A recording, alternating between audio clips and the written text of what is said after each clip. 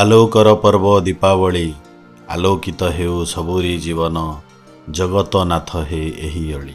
ନମସ୍କାର, ମୁଁ ଆପଣଙ୍କର ପ୍ରିୟ ସନ୍ତୋଷ, ଉଦୀୟମାନ ଲେଖକ ଓ ପ୍ରେରଣା। ଆଜି ଓଡ଼ିଆ ପ୍ରୀତି ମାଧ୍ୟମରେ ଆପଣମାନଙ୍କ ପାଇଁ ନେଇ ଆସିଛି ମୋର ଲିଖିତ କବିତା ଦୀପାବଳି। ଆସନ୍ତୁ କବିତାଟିକୁ ଶୁଣିବା ଏବଂ ସମସ୍ତଙ୍କର ମଙ୍ଗଳ କାମନା କରିବା। ଆସିଛି ଦୀପାବଳି, ଦୀପ ଜାଳିବାରେ ଭଳି ଭଳି, ଦୀପ ଜାଳିବାରେ ଭଳି ଭଳି।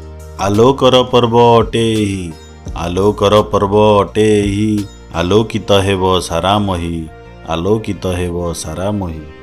ଫୁଲ ରଙ୍ଗୋଲିରେ ଘର ସଜା ହେବ, ଫୁଲ ରଙ୍ଗୋଲିରେ ଘର ସଜା ହେବ, ଆତାଶବାଜିରେ ଅଗଣା କମ୍ପିବ, ଆତାଶବାଜିରେ ଅଗଣା କମ୍ପିବ। ସ୍ୱାଦିଷ୍ଟ ଭୋଜନ ଘରେ ରନ୍ଧା ହେବ, ସ୍ୱାଦିଷ୍ଟ ଭୋଜନ ଘରେ ରନ୍ଧା ହେବ, ପିଠା ଓ ମିଠାର ଆସର ଜମିବ, ପିଠା ଓ ମିଠାର ଆସର ଜମିବ।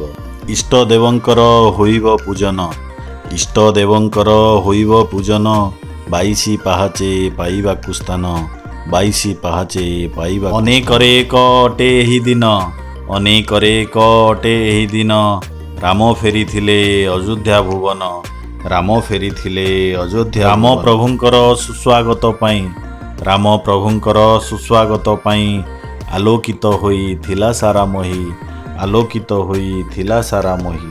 ଲକ୍ଷ୍ମୀ ମାତାଙ୍କର ହୁଅଇ ବନ୍ଦନ, ଲକ୍ଷ୍ମୀ ମାତାଙ୍କର ହୁଅଇ ବନ୍ଦନ, ବ୍ୟବସାୟୀ ଗୋଷ୍ଠୀ କରନ୍ତି ପୂଜନ, ବ୍ୟବସାୟୀ ଗୋଷ୍ଠୀ କରନ୍ତି ପୂଜନ। ମା ମହାକାଳୀ ଧରାକୁ ଆସନ୍ତି, ମା ମହାକାଳୀ ଧରାକୁ ଆସନ୍ତି, ଭକତର ଦୁଃଖ ହରି ନେଇଥାନ୍ତି, ଭକତର ଦୁଃଖ ହରି ନେଇଥାନ୍ତି। ସର୍ବତ୍ର ଦିଶଇ ଦୀପ ମାଳ ମାଳ, ସର୍ବତ୍ର ଦିଶଇ ଦୀପ ମାଳ ମାଳ, ଜନରବ ଆଉ ଖୁସି କୋଳାହଳ, ଜନରବ ଆଉ ଖୁସି କୋଳାହଳ। ସ୍ନେହ ପ୍ରେମ ଭରା ଅଟେ ଏହି ପର୍ବ, ସ୍ନେହ ପ୍ରେମ ଭରା ଅଟେ ଏହି ପର୍ବ, ବାନ୍ଧିକି ରଖିଛି ଭାଇଚାରା ଭାବ, ବାନ୍ଧିକି ରଖିଛି ଭାଇଚାରା ଭାବ।